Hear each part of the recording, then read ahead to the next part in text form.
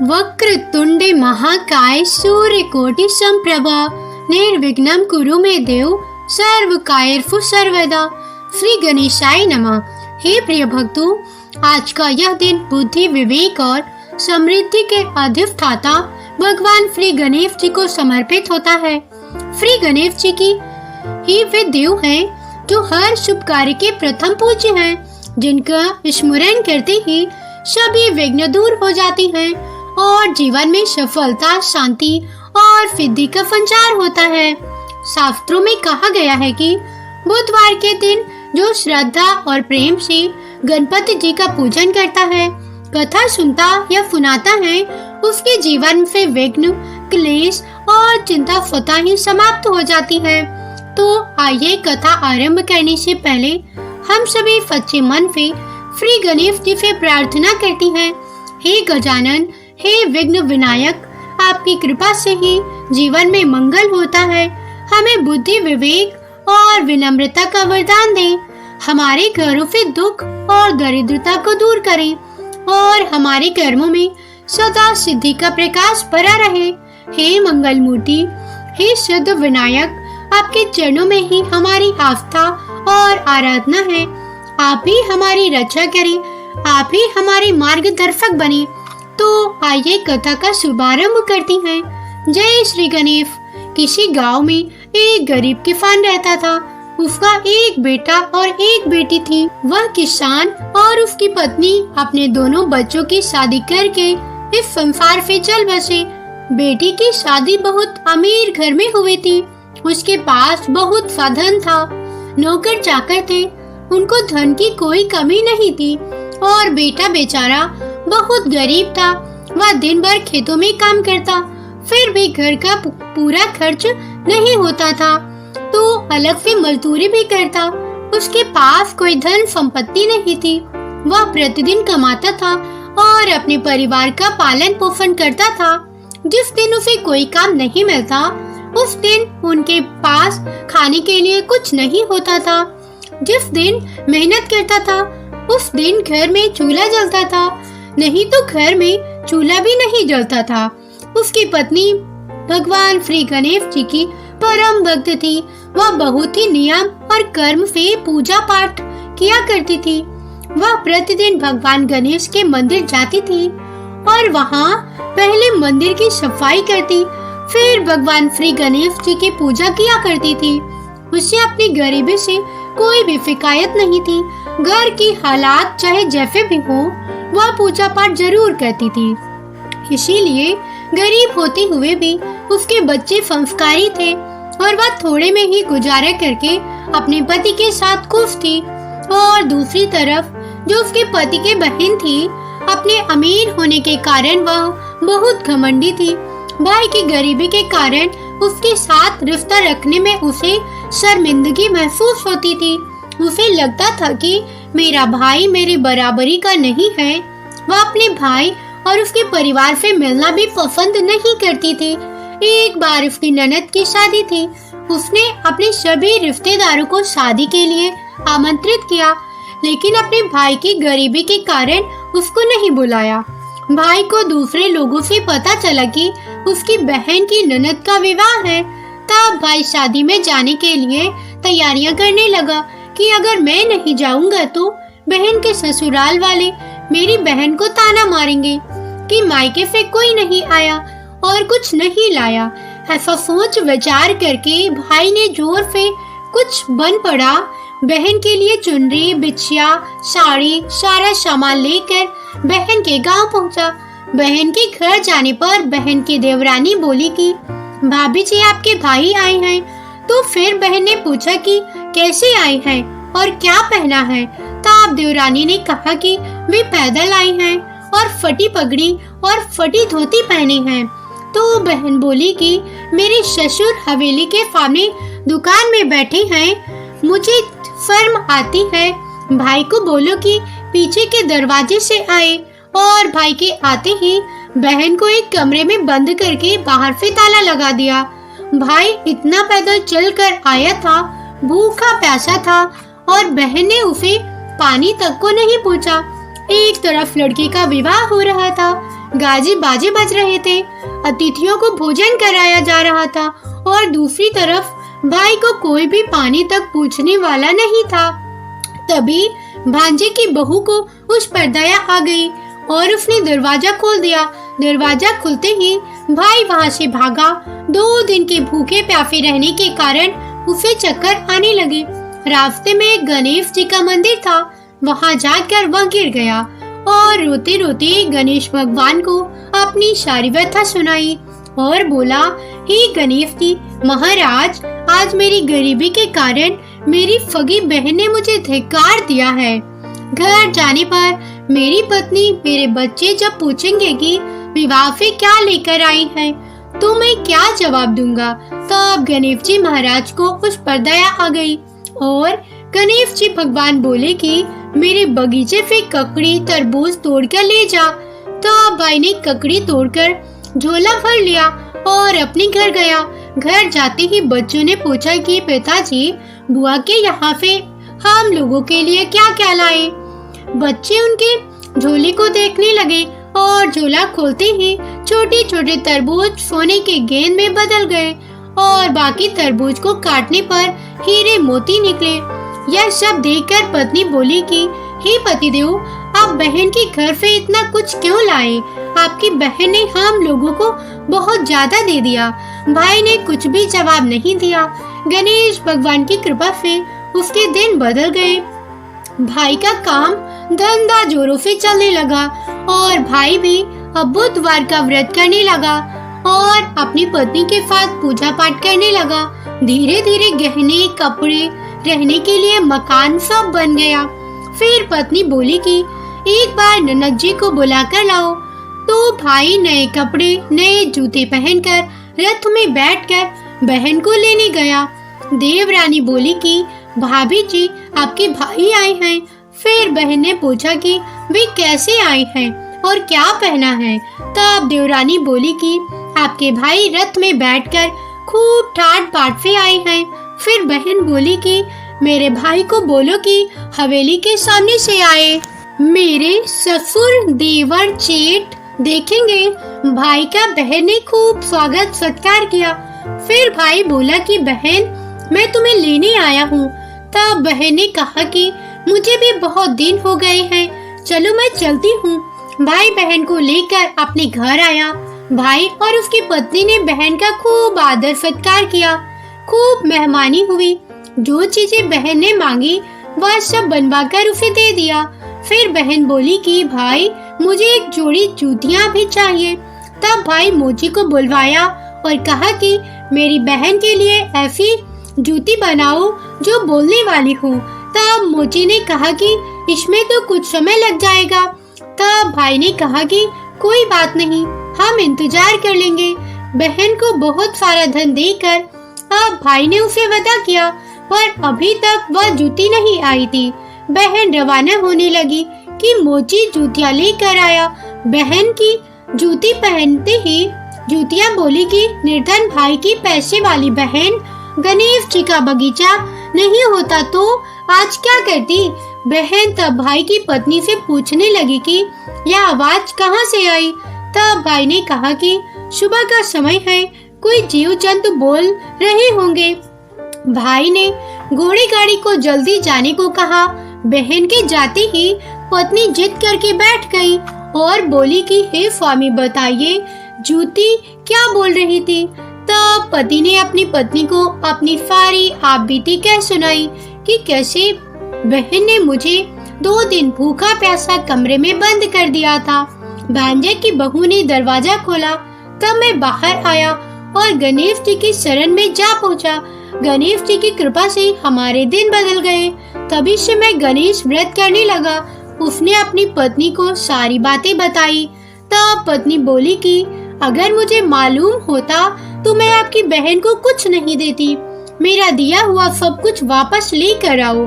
तब पति बोला कि अरे भाग्यवान, गणेश भगवान ने हमें सब कुछ दिया है। अगर वह मुझे भूखा प्यासा कमरे में बंद नहीं करती तो मैं गणेश भगवान के मंदिर में क्यों जाता? क्या मैं गणेश जी को अपना दुखड़ा सुनाता? तुम अपना मन मैला मत करो और हाँ, हम पर गणेश जी की कृपा है और किस चीज की कमी है। फिर दोनों गणेश जी के आगे फिर झुकाकर प्रणाम करती हैं और जय जयकार करने लगती हैं। हे गणेश जी महाराज, जैसी कृपा आपने उस गरीब भाई पर की, वैसी ही कृपा अपने सभी भक्तों पर करना, कथा सुनने वालों पर करना और सुनाने वालों पर भी करना। अपने साथ आप शुभ लाभ, रिद्धि सिद्धि और सुख वैभव और लक्ष्मी जी को साथ लेकर सदा हमारे घर में वास करना। कथा को सुनने वाले, सुनाने वाले, हुनकारा भरने वाले सभी के कष्टों को हे गणेश जी दूर करना। सभी पर अपना आशीर्वाद बनाए रखना। सभी भक्तजन एक बार प्रेम से बोलिए गणेश भगवान की जय। हे प्रिय भक्तों, अब आइए सुनते हैं गणेश जी के पूजा पाठ में सुनी जाने वाली और बुधवार व्रत पूर्ण फल प्रदान करने वाली पौराणिक कथा। एक गांव में एक सेठ और सेठानी रहा करते थे। वे बहुत ही धार्मिक प्रवृत्ति के थे और वे गणेश जी के अनन्य भक्त भी थे। वे दोनों प्रतिदिन ब्रह्म मुहूर्त में उठकर स्नान आदि से निवृत्त होकर सूर्य भगवान को जल देते, तुलसी मैया को सींचते और भगवान की पूजा अर्चना किया करते थे और बिना चूके हर बुधवार को गणेश जी का व्रत करते थे और जोड़े सहित ब्राह्मणों को भोजन कराने के बाद ही अपना व्रत खोलते थे। सेठ जी का परिवार काफी बड़ा था। वे सब आपस में बड़े प्यार और प्रेम भाईचारे के साथ रहते थे, लेकिन सेठ सेठानी की कोई संतान नहीं थी, जिससे वे बड़े दुखी रहते थे और इस बारे में परिवार और गांव के लोग आपस में बड़ा कानाफूसी किया करते थे। सभी लोग सेठानी को बांझ कहते थे। यह सभी बातें सुनकर सेठ सेठानी को बहुत दुख होता था। एक बुधवार के दिन सेठ सेठानी भगवान गणेश जी की पूजा संपन्न कराकर मंदिर से बाहर आ ही रहे थे। उसी समय उन्हें सीढ़ियों पर एक छोटा बालक अकेले बैठा रोता हुआ दिखाई दिया। उस छोटे से बालक को देखते ही दोनों सेठ सेठानी इधर उधर देखने लगे कि कहीं उसके माता पिता होंगे। फिर वे उसी के पास गए और उस बालक से पूछा कि तुम्हारे माता पिता कहाँ हैं? लेकिन बच्चा बहुत छोटा था, उसने अभी तक ठीक से बोलना भी नहीं सीखा था, इसलिए वह बोल ही नहीं पाया। दोनों सेठ सेठानी बच्चे के पास शाम तक बैठे रहे। तब तक पंडित जी और सेठ जी के नौकर ने आसपास जाकर बच्चे के माता पिता को ढूंढने की कोशिश की, लेकिन उन्हें बच्चे के माता पिता की कोई खबर नहीं मिली। फिर अंत में पंडित जी ने सेठ सेठानी को बच्चा अपने घर ले जाने के लिए कह दिया और साथ ही यह भी कहा कि अगर बच्चे के माता पिता यहाँ आते हैं तो मैं स्वयं उन्हें आपके पास ले कर आऊंगा। तब सेठ सेठानी की खुशी का ठिकाना नहीं रहा, क्योंकि उनके तो कोई औलाद नहीं थी। तब वे दोनों खुशी खुशी उस नन्हे बालक को अपने साथ अपने घर ले आए। सेठ जी ने बच्चे का नाम अपने आराध्य देव श्री गणेश जी भगवान के नाम पर गणेशा रखा और बड़े ही प्रेम और दुलार से उसका लालन पालन करने लगे। कुछ ही दिनों के बाद उसी गांव में एक बहुत बड़ा ठग प्रतापी आई। उनके इरादे गांव के सबसे अमीर आदमी के ठगने का था। वे दोनों ठग गणेश मंदिर की सीढ़ियों पर बैठकर सोच विचार कर रहे थे। तभी वहां पर पंडित जी आ गए और गांव में अनजान लोगों को देखते ही उन्होंने पूछा कि क्या आपका बच्चा खो गया है? वे दोनों चोरी के लिए बहाना ढूंढ रहे थे, इसीलिए उन दोनों ने तुरंत ही हाँ कर दिया। तब पंडित जी ने कहा कि आपका बच्चा एक सेठ जी के घर पर पल रहा है। आपको ढूंढने की भी हमने बहुत कोशिश की थी, तब आपका पता नहीं मिला। तब हमने बच्चे को सेठ जी को सौंप दिया। आप चिंता ना करें, आपका बच्चा बिल्कुल ठीक है। और ऐसा बोलकर पंडित जी उन दोनों ठग सेठ के घर ले आए और कहा कि हे सेठ जी, गणेशा के माता पिता आ गए हैं। यह खबर सुनकर सेठ और सेठानी बहुत दुखी हुए। सेठ ने उन दोनों पतिव्रती को एक रात के लिए अपने अतिथि घर में ठहराया। अब वह दोनों ठग सिर्फ मौके की फिराक में थे। फिर उसी रात सभी लोगों के सो जाने के बाद वे दोनों ठग एक एक करके सभी कमरों की तलाशी करने लगे। फिर वे दोनों तिजोरी वाले कमरे में पहुंच गए। छानबीन के समय होने वाली छोटी मोटी आवाजों से सेठ जी का एक नौकर जाग गया और आवाज की दिशा में तिजोरी वाले कमरे के नजदीक आ गया। उसने चुपके से अंदर जब झांक कर देखा तो दोनों ही मेहमान कीमती सामान चुरा रहे थे। नौकर ने यह देखते ही धीरे से उस कमरे की बाहर की कुंडी लगा दी और जोर जोर से बुलाकर पूरे घर में हल्ला मचा दिया। शोरगुल की आवाज सुनते ही घर के सभी लोग इकट्ठा हो गए। तब सेठ जी ने उन दोनों चोर पति पत्नी को कमरे से बाहर निकाला और सुबह ही पंचायत में हाजिर कर दिया। सेठ जी ने सरपंच जी को पूरा मामला बताया और कहा कि हे सरपंच जी, वह दोनों तो चोर हैं। अब हम पुत्र गणेशा को इन दोनों को नहीं देंगे। लेकिन वे दोनों ठग अपनी जिद पर अड़े रहे और बच्चे को ले जाने की जिद करने लगे। सरपंच जी ने इस गंभीर समस्या का एक तोड़ निकाला। उन्होंने सेठानी और उस चोर की पत्नी को गणेशा के सामने खड़ा कर दिया और कहा, जिसके भी आंचल से दूध की धार गणेशा के मुंह में जाएगी, वह बालक गणेशा उसी के पास रहेगा। फिर दोनों अपने अपने आंचल मुंह के सामने फैलाकर खड़ी हो गई। सेठानी जी मन ही मन भगवान गणेशा के नाम का जाप कर रही थी और देखते ही देखते गणेश भगवान की कृपा से सेठानी के आंचल से दूध की एक धात गणेशा के मुंह में गिरी और इस तरह बालक गणेशा सेठ और सेठानी के साथ हमेशा के लिए रहने लगा। और उन दोनों ठग पति पत्नी को राजा के सिपाहियों ने गिरफ्तार कर लिया और उन्हें कैद खाने में डलवा दिया। इस तरह निसंतान सेठ और सेठानी को भगवान श्री गणेश की कृपा से एक पुत्र की प्राप्ति हुई। तो सभी भक्तजन प्रेम से बोलिए गणेश महाराज की जय। ओम नमः शिवाय। हे प्रिय भक्तों, अब आइए सुनते हैं हर पूजा में सुनी जाने वाली गणेश जी की कथा। पौराणिक कथाओं के अनुसार एक गांव में एक विधवा अपनी बहू के साथ रहती थी। उसकी बहू थोड़ी मंद बुद्धि वाली थी, जो अपने भूख बर्दाश्त नहीं कर पाती थी और हमेशा खाने के लिए उतारू रहती थी। वह सबसे पहले उठकर खाना खाती थी, फिर घर के बाकी काम किया करती थी। एक दिन विधवा ने अपने घर में पूजा करवाने का सोचा, लेकिन वह थोड़ी परेशान थी क्योंकि उसकी बहू अगली सुबह उठते ही खाने के लिए दौड़ेगी और पूजा के लिए बनाए गए पकवान को जूठा कर देगी। अपनी बहू को पूजा के लिए बनाए गए पकवान से दूर रखने के लिए विधवा ने एक तरीका निकाला। पूजा वाली सुबह उसने एक मटका लिया और उसके नीचे एक छोटा सा छेद कर दिया और अपनी बहू से बोली कि आज पूजा है, इसीलिए खाना खाने से पहले पानी भर के ले आओ। बहू भी थोड़ा चालाक थी, उसने देख लिया था कि विधवा ने मटके के नीचे छेद कर दिया है, इसीलिए वह अपनी साड़ी में आटा बांधकर पनघट पर चली गई। वहाँ उसने आटा निकाला और कुएं के पानी की मदद से बाटियां बनाने लगी। कुएं के पास ही एक शमशान घाट था, जहाँ चिता जलाई जा रही थी। बहू ने उसकी आंच में अपनी बाटियां फेंक ली। उसकी बाटियां सूखी थी तो वह पास में ही गणेश जी के मंदिर में चली गई, जहाँ गणेश जी को किसी ने चोला चढ़ाया हुआ था। उसने देखा कि गणेश जी की तोन पर घी लगा हुआ है।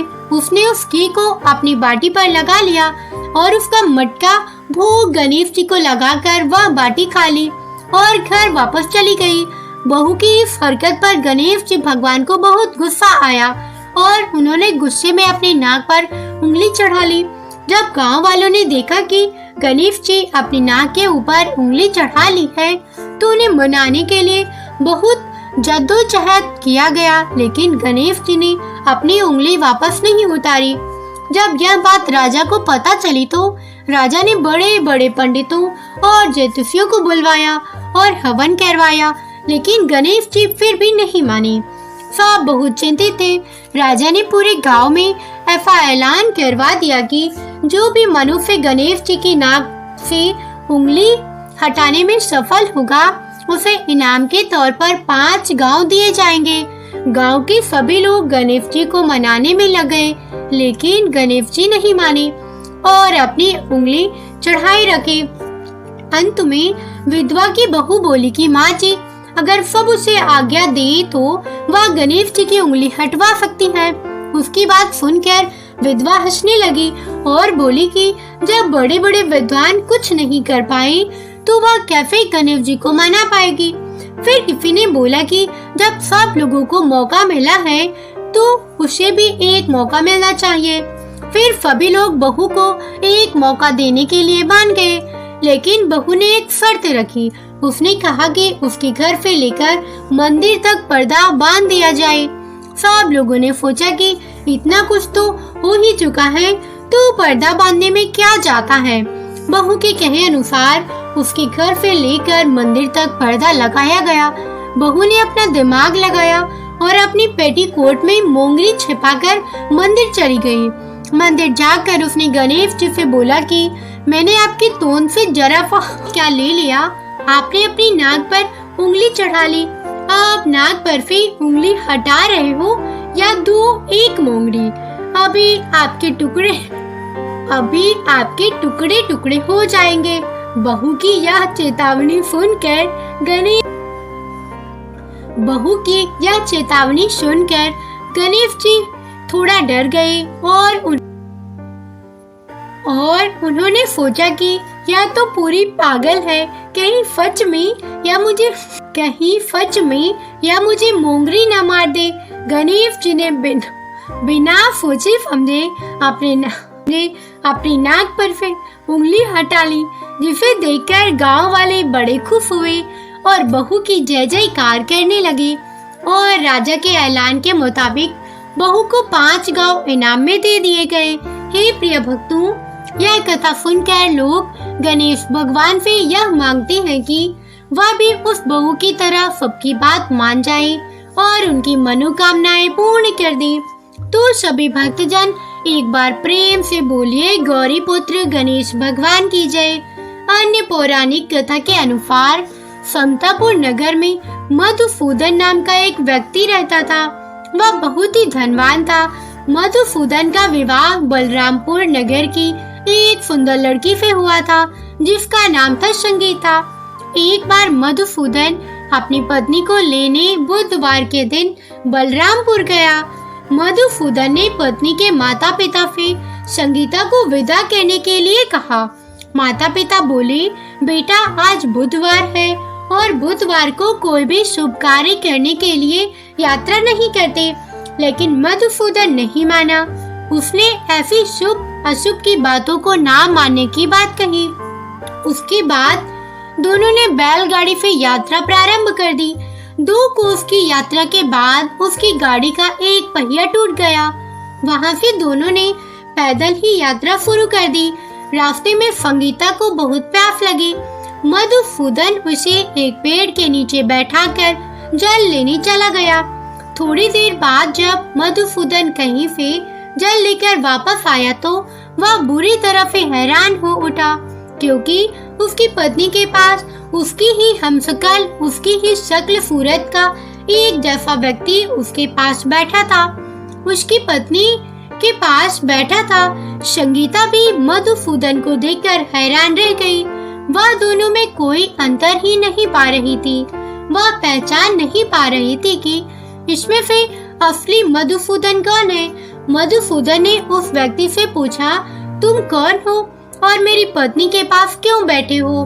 मधुसूदन की बात सुनकर उस व्यक्ति ने कहा, अरे भाई, यह मेरी पत्नी संगीता है।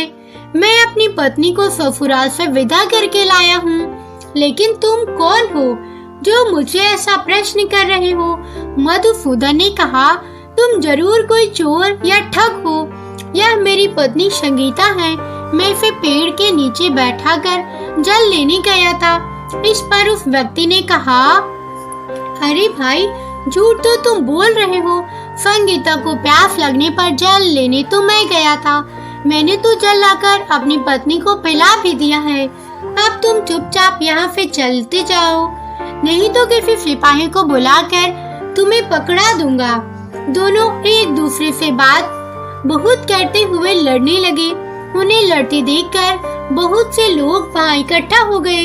नगर के कुछ सिपाही भी वहां आ गए। सिपाही उन दोनों को पकड़कर राजा के पास ले गए। सारी कहानी सुनाकर राजा भी कोई निर्णय नहीं ले पाया।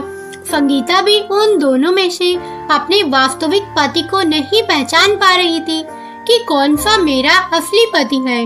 राजा ने दोनों को कारागार में डाल देने के लिए कहा। राजा के फैसले पर असली मधुसूदन भयभीत हो उठा। वह डर गया। तभी एक आकाशवाणी हुई, हे मधुसूदन, तूने संगीता के माता पिता की बात नहीं मानी और बुधवार के दिन अपने ससुराल से प्रस्थान किया। यह सब भगवान बुद्धदेव के प्रकोप से हो रहा है। मधुसूदन ने भगवान बुद्धदेव से प्रार्थना की कि हे भगवान बुद्धदेव, मुझे क्षमा कर दो, मुझे माफ कर दो, मुझसे बहुत बड़ी गलती हुई है।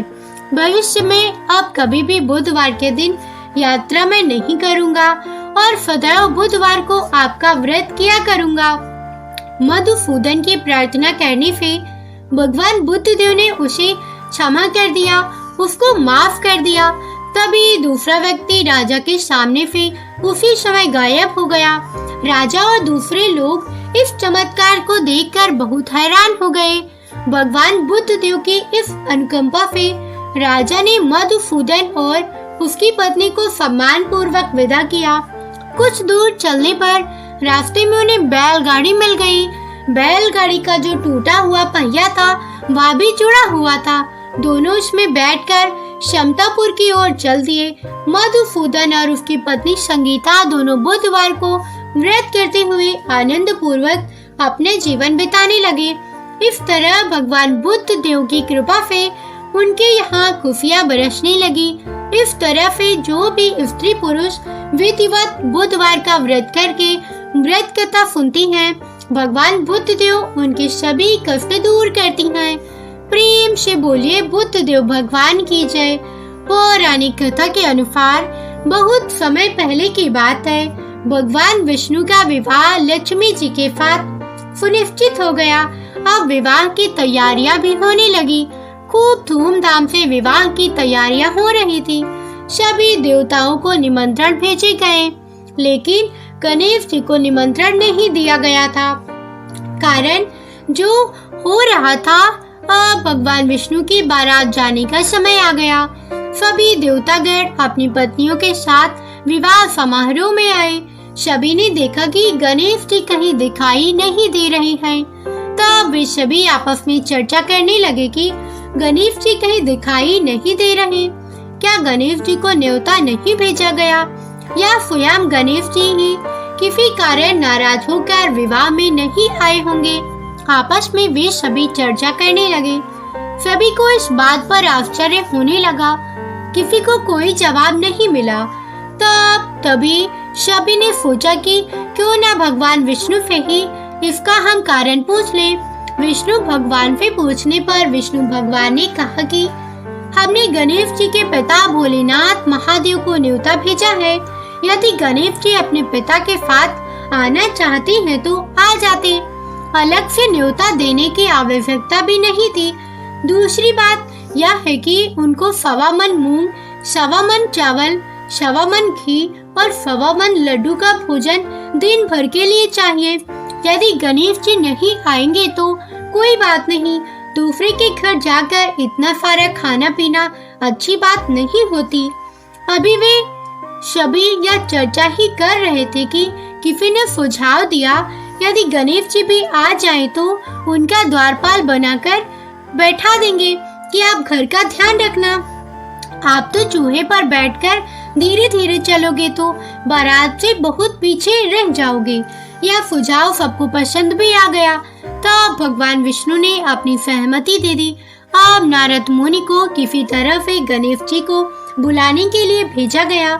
गणेश भगवान ने जैसे ही निमंत्रण सुना, वे जल्दी जल्दी भगवान विष्णु के विवाह में सम्मिलित होने के लिए आ गए। अब जब समारोह में गणेश जी उपस्थित हो गए तो जैसे ही सभी देवी देवताओं ने मिलकर विचार विमर्श किया था, तो गणेश भगवान को किसी तरह से समझा बुझाकर घर की रखवाली करने के लिए बैठा दिया गया। अब बारात चल दी। सभी देवी देवता बारात के साथ चल दिए। तब नारद जी ने देखा कि गणेश जी तो दरवाजे पर ही बैठी हुई हैं। तब वे गणेश जी के पास गए और उनसे रुकने का कारण पूछने लगे। नारद जी ने पूछा, क्या बात है गणेश जी, आप द्वार पर इस तरफ से क्यों बैठे हो? विष्णु जी ने आपको अपने विवाह में सम्मिलित होने के लिए बुलाया था। वे आपको अपने साथ बारात में लेकर नहीं गए। कहीं ऐसा तो नहीं वह आपको अपने घर का द्वारपाल बनाकर यहाँ छोड़कर चले गए हों? गणेश भगवान को सारी बात समझ में आई तो वह बहुत ही क्रोधित होकर कहने लगे, नारद जी, तब तो भगवान विष्णु ने मेरा बहुत बड़ा अपमान किया है। नारद मुनि तो सारा हाल जानते थे कि गणेश भगवान के बिना तो विष्णु भगवान की बारात आगे जा ही नहीं सकती थी। तो अब नारद जी गणेश भगवान को कहने लगे कि अगर आप अपनी मूषक सेना को आगे भेज दे तो वह रास्ता खोद देंगे, जिससे कि सभी वाहन धरती में धंस जाएंगे। तब तो विष्णु भगवान को आपके सम्मान पूर्वक अपनी बारात में बुलाना ही पड़ेगा। अब भला किस बात की देरी थी? अब तो गणेश जी ने अपने मूषक सेना को जल्दी से आगे भेज दिया और सेना ने जमीन खोद दी। जब बारात वहाँ से निकली तो रथों के पहिए धरती में धंस गए। लाख कोशिश करने के बावजूद भी पहिए नहीं निकले। सभी ने अपने अपने उपाय किए, फिर वे पहिए तो निकल ही नहीं पाए बल्कि टूट गए। अब किसी की समझ में नहीं आ रहा था कि अब क्या किया जाए। तब नारद जी ने विष्णु भगवान की बारात में पहुंच चुके थे। उन्होंने कहा, आप लोगों ने गणेश जी का अपमान करके अच्छा नहीं किया। यदि उन्हें मना कर लाया जाए तो आपको कार्य सिद्धि हो सकती है और संकट भी टल सकता है।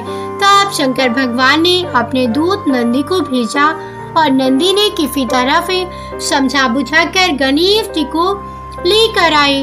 तब गणेश जी का आदर सम्मान किया गया, उनकी पूजा की गई। तब कहीं जाकर रथ के पहिए निकले। पहिए तो निकल गए लेकिन वह टूट फूट गए थे। तब उन्हें सुधारता कौन? पास के खेत में खाती मतलब कि किसान काम कर रहा था तो उसे बुलाया गया। अब खाती अपना कोई भी कार्य प्रारंभ करने से पहले ओम श्री गणेशाय नमः कहता था, गणेश जी की वंदना करता था। अब जब सभी लोगों ने उसे निवेदन किया तो खाती यानी कि खेत का किसान ओम श्री गणेशाय नमः कहकर मन ही मन गणेश जी की वंदना करने लग गया और देखते ही देखते किसान ने सभी पहियों को ठीक कर दिया। पहियों को ठीक करने के बाद जब किसान कहने लगा, हे देवतागण, आपने सर्वप्रथम गणेश जी को नहीं मनाया होगा और न उनकी पूजा की होगी, इसीलिए आप सभी के ऊपर यह संकट आया है। हम लोग तो मूर्ख और अज्ञानी हैं, फिर भी हम लोग सबसे पहले गणेश जी की पूजा करते हैं, उनका ध्यान करते हैं। लेकिन आप लोग तो देवतागण हैं, फिर भी आप गणेश जी को कैसे भूल गए? अब आप लोग सबसे पहले गणेश जी का नाम लेकर जाएं, गणेश जी की जयकार बोलकर जाएं, तो आपके सारे काम बन जाएंगे और कोई भी संकट नहीं आएगा। ऐसा कहते हुए बारात वहाँ से गणेश भगवान को अपने साथ लेकर चल पड़ी और फिर धूमधाम से विष्णु भगवान का माता लक्ष्मी के साथ विवाह संपन्न हो गया और सभी सकुशल घर लौट आए।